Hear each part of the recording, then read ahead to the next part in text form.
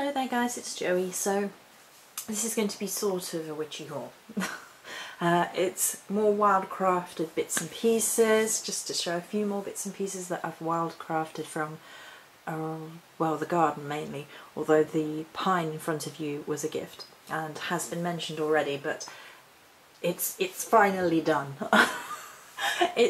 All the needles are finally off, it's finally completely dry, it's been imbuing with the smoky quartz, and undoubtedly images will start going in that smoky quartz because it's like that. So the first and foremost is pine.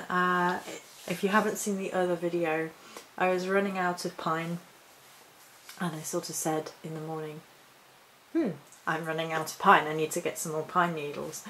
And on my walk, this branch of pine across the there's the branch. I haven't done anything with the branch yet. And yeah, so there's a whole video on the meanings of pine, so I'm not going to go into the pine meanings in this video. It's the last I Can't Witch Without video from last week, so there's that. And I thought I would show you a few different things from the garden that are currently imbuing. It'd probably actually be easy just to move the camera. There's going to be a few crystals at the end as well. Fear not. If that's more your thing. Actually, we'll use the pine as a pointy stick. Point. Right, so from the garden we have Queen's Anne's lace. So thanks to Ange and the British Wildflower Association on Facebook, I wasn't quite sure what a plant was, and I wasn't quite sure if it was hemlock because there is no flowers at the minute, it's just the leaf. And I wasn't quite sure because there was some marking on the stem, but not very, like barely any. So, oh god, we took about 100 people's opinions and people were arguing on the wildflower thing as well, but in the end we're pretty sure it's Queen Anne's lace. So Queen Anne's lace is used for fertility and a lust. It used to be used as a contraceptive, oddly enough, but according to where I was reading, it didn't work as a contraceptive, which might be why it's associated with fertility and lust. So there you go. I was kind of slightly disappointed. I was kind of hoping it might be hemlock, but I was certain that hemlock smells quite strongly, and it didn't smell. So there you go. It was Queen Anne's lace. And then here, you can probably see these really well. Look how beautiful these dried in the dehydrator. There was some purple primrose, and these were actually growing by the drain cover in the back, around the back garden. And it's only a matter of time before the landlords trim everything off that grows around the drain cover so they have access to it. I made this mistake last year of leaving things that were growing around the drain cover, and they all got shredded and put into the recycling. So this year when I saw that there were some purple primroses growing like right on the drain cover, I was like, I will rescue you. Plus they're amazing. I don't see that many purple, dark purple primroses. I guess they're the blue ones, are they? They call them blue. I usually see the yellow ones. There are a few pink ones in the front garden as well, but I'm leaving them alone. So primrose is Venus, feminine, earth, deity Freya, used for protection and love. Blue and red primroses growing in the garden protect it from all adversities. They also attract the fae. Though primroses to some represent wantonness, women carry them to attract love. They are also worn to cure madness, and are sewn into children's pillow to gain their undying respect and loyalty. It sounds a little bit dodgy things to be. Child, you will be undyingly loyal to me. I'm going to sew this. Yeah, that's a bit weird. But there you go. I think for me Primrose really is that sort of fae-esque quality. They're very prevalent right now in the beautiful sunshine we've been having. It's crazy warm here, and it sort of, for me, is one of the flowers that builds up to Beltane, so it's like the coming of the fae, the coming of that energy, and I associate Primrose very much with that. And then we have Violet and Violet Root. Again, these were all around the drain cover, and there's a metric ton of them I've left alone. I only take a handful of things out of the garden, and the rest I've left it well enough alone, because it's just, the violets this year are everywhere. I don't know where they've come from, because I'm pretty sure we haven't had them in previous years, but I was looking down at one or two and I was like, that's really pretty, and took a picture. Like, look what we've got one or two of in the garden. And within a week they were covering the garden. They're amazing. They're a beautiful energy as well. And if I can find the page in the book. Violet. Another Venus, feminine, water. Protection, luck, love, lust, wishes, peace, healing. When they are carried, they offer protection against wicked spirits and bring changes in luck and fortune. Mixed with lavender, they are a powerful love stimulant and also arouse lust. If you gather the first violet in the spring, your dearest wish shall be granted. Well, I might have done. Ancient Greeks wore the violet to calm tempers and induce sleep. Fashioned into a chaplet and placed on the head, cures headaches and dizziness, and the leaves worn in a green sachet help wounds to heal and prevent evil spirits from making them worse. So I've actually got the flower and the leaf here, and then a couple of bits of root from around the drain cover here, and they're all imbuing with garnet. The Queen's Anne's lace is also imbuing with garnet, as it happens, and what did I want? I thought I had put a crystal in the primrose. I'll have a look at that later. And then in the far corner here are some nettle. Nettle, I'm going to make a video following this one for this week's I Can't Witch Without. I'm going to record one after the other, so they will be uploaded together, hopefully. And so I'm not going to go into the properties too much. You have to watch that video. No. But I will say that every year I notice the really beautiful little blue flowers on the nettle, and every year I'm like, I really should just get a few of those and then use them in my spell working, because they really do appeal to me. There's something about blue flowers that really do appeal. Blue and purple flowers, I'm in. As you can tell from this haul video, this is all the wildcrafting side of the haul video, obviously, but there you go. And there's the quartz in there, and you can see the little blue flowers, hopefully. I don't know how close we can zoom in before it stops arguing. There you go, that's not too bad. So there's that.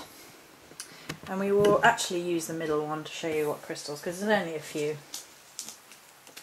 And we can pop them in and talk about them. Right, so the first two are actually both kyanite, but they are different. And I have the Book of Stones on hand, ready to go, just not on the page that I want it on. Aha, found it. Okay. So it's been a bit of a week for these, she says.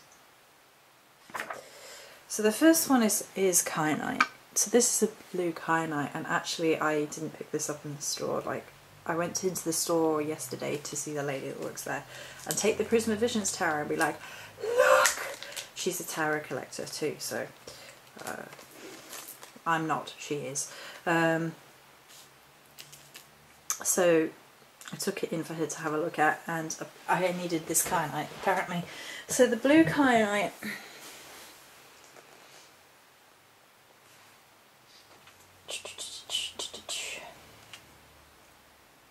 oh, this is all about the other one. Hang on, let's have a look.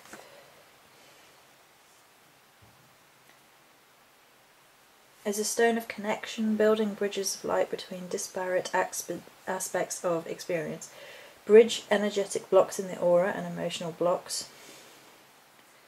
Can help restructure mental energies and habits that keep one from a higher level of learning.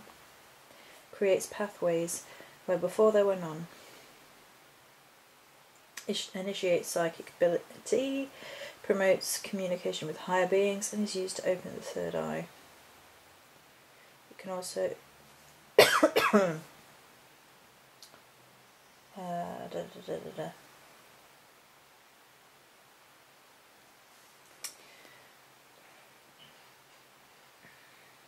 help with seeking one's spiritual gifts and how they best help with one's life and things of that nature. So that's the blue. And then what I actually picked up for myself was green kyanite. So this is a piece of green kyanite, which I did not have a piece of green kyanite before, and it's a beautiful piece. And the lady in the shop's like, why do you always find the best pieces? I was like, So you can use blue in combination with green to bring energies into resonance within the heart center. Using both stones can channel high frequency vibrations into self-healing and other beneficial pursuits. Green kyanites act as a bridge between oneself and the dynamic balance of nature. Can help one connect with the truth of the heart, discerning truth in one's environment. Could be said to be a detector of sincerity. Having this stone around also helps one live from one's heart's truth. Green kyanite can also open the portals to inner domains. First and most easily one can enter the realm of nature with spirits and devas. With a bit more experience and willingness to let go, one can reach the casual plane where the archetypes exist and the great patterns of events are shaped before they manifest. Even astral travel. Green kyanite can powerfully enhance dream life and can facilitate getting into the lucid dream state. For this, it should be placed into the pillowcase or tapped against the third eye. Moldavite can be used to enhance these effects. Moldavite costs an arm and a leg right now. I haven't looked at Moldavite, but oh no, the price.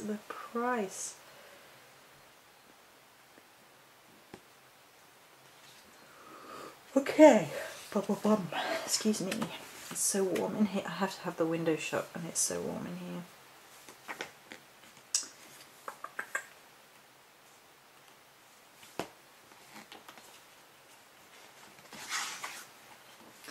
So finally, I picked up what initially looked to be 4 Sugilite, and they were in the Sugilite box. However, she said with intrepidation, I think, and I will zoom in as close as we can get and I'll show you, that one of these is not like the rest. Okay, that's not too bad. I think that this one is not in fact Sugilite, it's Sugilite within Richterite. And the reason that I think this is because I have a larger piece of Richterite with Sugilite, and that has this same pattern as this one, whereas these are my slightly larger Sugilite, and the other 3 look very much like that. So quite by accident I actually got 3 Sugilite and 1 Richterite within Richterite and Sugilite, the combination. Now I'll give you the meanings for Sugilite and we'll have a look whether or not Witchy is in here. I'm going to guess it's probably not in the Book of Stones.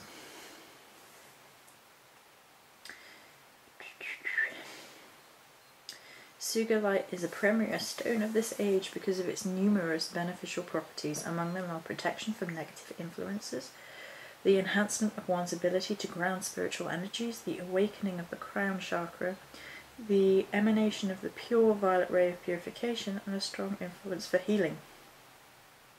The protective aspects of Sugilite are exceptional. Wearing or carrying a piece of Sugilite sets up a sort of shield of light around the wearer, making one impervious to the disharmony of others. Is perhaps the most powerful stone for calling on the violet flame of purification. This energy can be of immeasurable benefit for those on the spiritual path, for it tends to burn away the grey spots in the auric field, removing negative attachments and karmic influences. Sugilite's violet flame energy makes it impossible for parasitic energies from the astral realm to remain in one's auric field. When one begins to carry or wear Sugilite, an energetic cleansing process is initiated.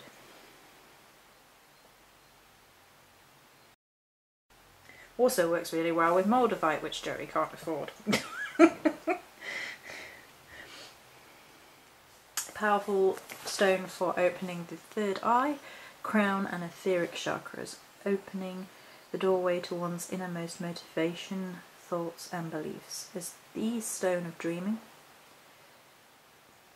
Activates the heart and mind, assisting one in finding one's true spiritual passion and following that passion to abundance and wholeness.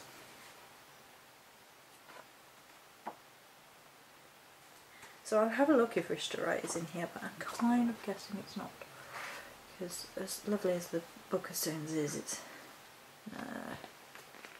it doesn't have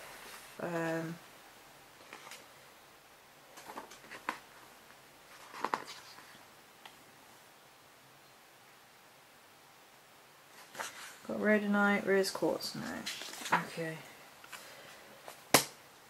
1 second, I will pause the video and I'll have a look in the crystal bibbles. Okay, so it does have a Witchy in the crystal bibble, although it doesn't have it in combination with Sugilite. So I'm guessing we just combine the energies. Although high vibration, Witch's greatest power lies in assisting the body to withstand constant stress or sudden trauma. It imparts strength to the physical, mental and subtle bodies. Profoundly calming, it deepens relaxation and meditation.